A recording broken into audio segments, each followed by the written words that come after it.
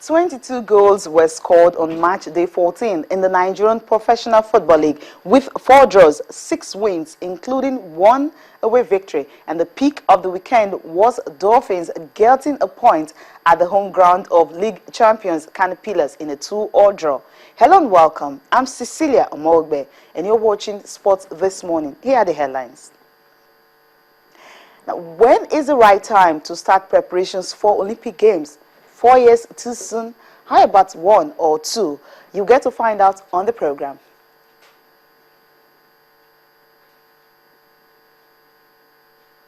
And what is to blame, or rather, who is to blame for Brazil's early exit at Copa America? Virus?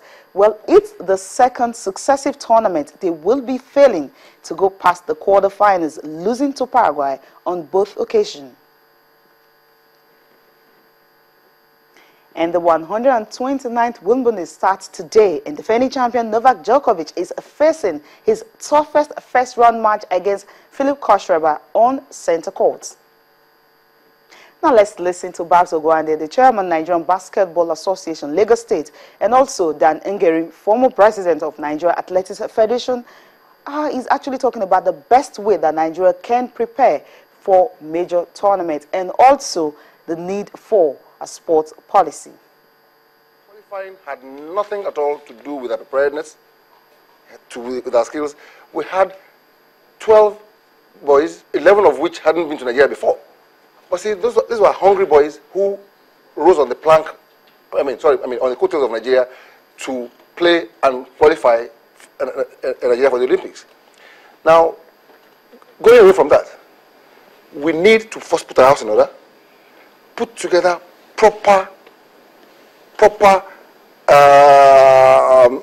structures where we will find players, where we will groom players. Nigeria at times is like a general going to war without a map, without a plan. Yeah. All Nigeria do is every 4-year cycle we have Olympic Games, we have All Africa Games, we have Commonwealth Games. We spend billions in these competitions. But if you ask me where the policy framework is in Nigeria today about school sports, there's none. If you ask me the synthesis between primary, secondary, university level, there's none. And all over the world, people are looking for Nigerian talent. Look at our physique, for example, and basketball.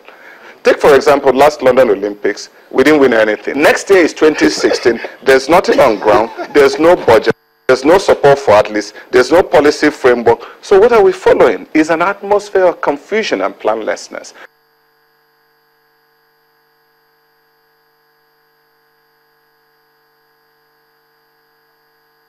Well, that's Babs Ogwande, chairman, chairman, Lagos State Basketball Association. Of course, you have Dan Ngeri, who is the former president, Athletics Federation of Nigeria. Right now, he is a board member of Dodan Warriors basketball team in Lagos. And of course, they were talking about preparations for the Olympic Games. Now, just some time ago, the National Sports Commission says they were going to start preparations for the All-African Games in June. That is, they will be camping all athletes. And today is June 29th, so you will say the middle of the month is already out. And of course, we'll be entering July from Wednesday. And of course, no one is actually talking about that. How about the National Sports Festival? Will that even hold again this year? And these are major tournaments that actually help Nigerian players and athletes to prepare for the Olympic Games, which is in Brazil next year. So what we have with our preparations for the All-African Games and also for no National Sports Festival yet,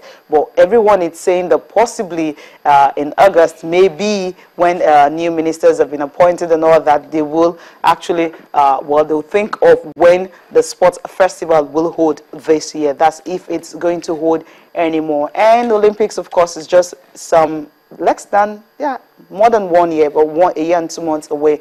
It's going to be in August next year in Brazil, and preparations is still not really there. So which is actually the best way, or rather, what is the best way for Nigeria to prepare for such game? You guys can get talk to us on Twitter, of course, on Facebook.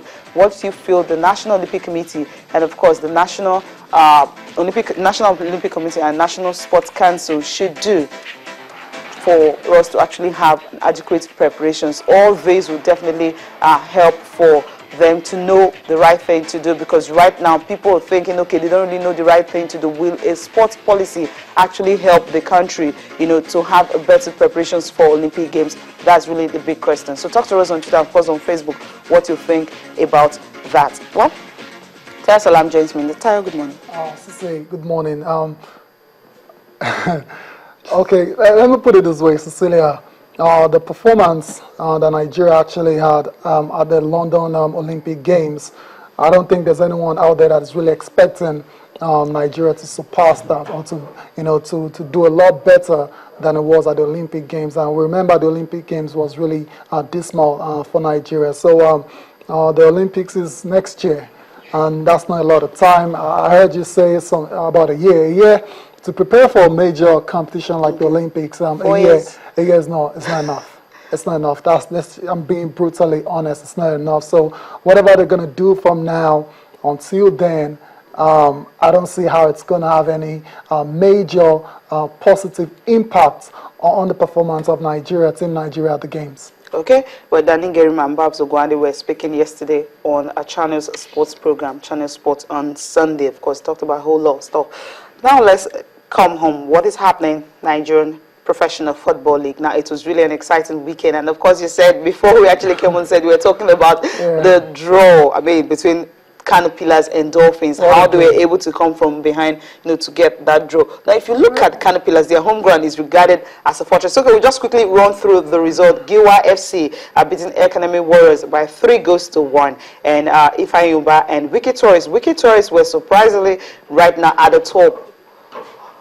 They were able to win away from home. Ifeanyi, they beat Ifeanyi by a lone goal away from home. Remember, Ifeanyi actually, they went away from home, last weekend, winning 4-1. And right now, they are suffering another one, but it's just by a lone goal. Sharks and Heartland ended 1-1. That was one of the draws of that day, because you had about 4 draws on match day 14. Then Aimba and Nasarawa United, Aimba winning that one by 2-0. Bayelsa United and Kwara United, 2-0 in favor of Bayelsa. Lobby Stars and Abia Warriors, Lobby Stars winning 2-0. Aqua United and Warri Wolves. Warri Wolves were able to get a point away from home. Remember, they actually lost their home game last weekend. And Rangers and Sunshine Stars, Rangers beating Sunshine by a long goal. So Sunshine right now no longer at the top of Nigerian Professional League. So they are tied on the same point with Aimba. Caterpillars and Dolphins. That was the big Yes, Cecilia, we'll start with that particular game. Caterpillars, I believe, they only have themselves to blame for getting just a point in that game. They went 2 goals up and they managed to squander it, and you wonder what's going on with the team.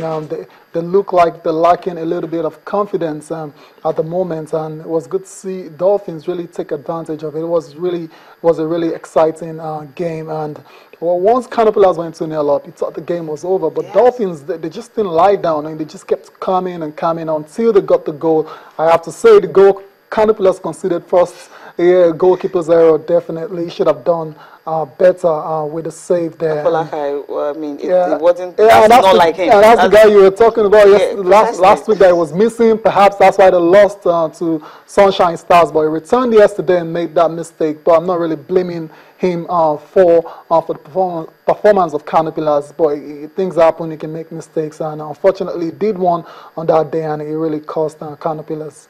Okay, it cost them, and of course at the end of the day, Dolphins were able to pick a point from that fortress. You will say that's the place where you go to. It's difficult to get a result. Usually you get beaten, not just beaten, you get beaten well, and after that, it's a fortress. But then, but then they still haven't lost. Crowd, the unbeaten record remains, so that's just. But if you look at Dolphins, they're not really doing so well. They're not, this season. So you'll be thinking, okay, going to Caterpillars, it's going to be more like one-way traffic for the league champions. But at the end of the day, that wasn't what we saw. Now, Wiki Tourists and Ifeanyi, what happened in that game? Well, I can't tell you what happened in the game. What happened in the game was Wiki Tourists.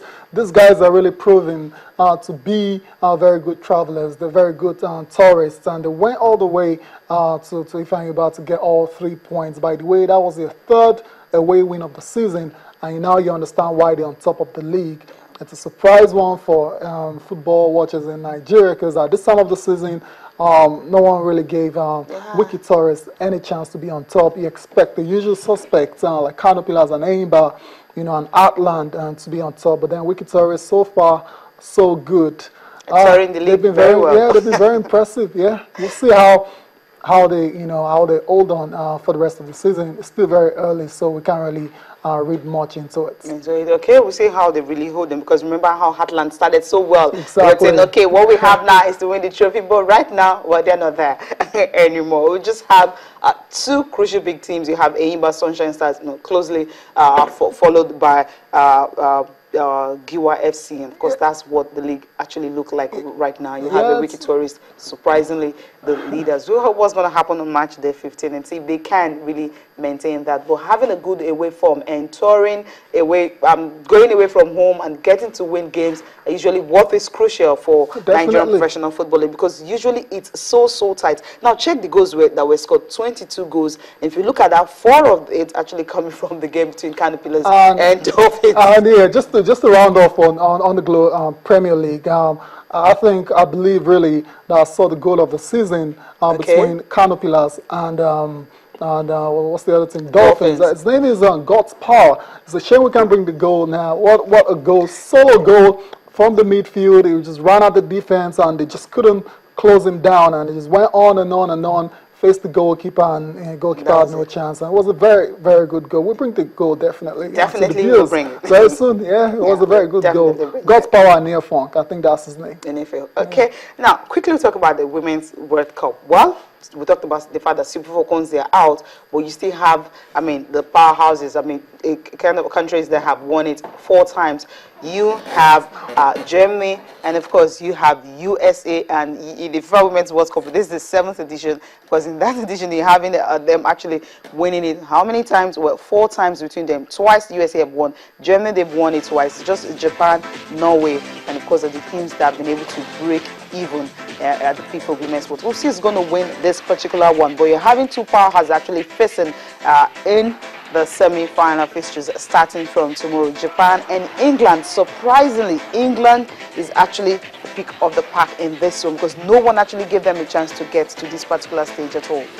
Yes, England so far they're doing really well, and they've actually surpassed all expectations. Apparently, a quarterfinal spot was all that was asked of them, but they've gone a step further by getting into the semi-finals. It's a very good England side, and there's a lot of good spirit in the side as well, so I think that's what's been able to propel them into the semi-finals. We saw that game against Canada in the quarterfinals, and they really had to play their best. Yes. And it's good to see England going on. Unlike the guys, the ladies seem to be representing very well for football in England. And we're seeing Japan against England. I think it might I'm not going to say England don't have a chance. They have a chance, okay? But Japan so far in this tournament have been incredible. They're more like the Barcelona of the competition. They play nice possession style football and a lot of intricate passes. And I wonder how England are going to cope with this kind of style from Japan. But then the English have their own strengths as well too, very direct, physical, powerful ladies, and perhaps that might worry Japan in that semi-final game. Yeah. Now looking at USA and Germany, that is the big one. That's the game massive, to watch it for. Massive. Too close to call. These 2 teams have never met in the final, but in the semi-finals they've met 3 times, and of course USA have won twice, and Germany they've won just once, and that was the last one. Now looking at the Americans, what are their chances? Cecilia, sorry.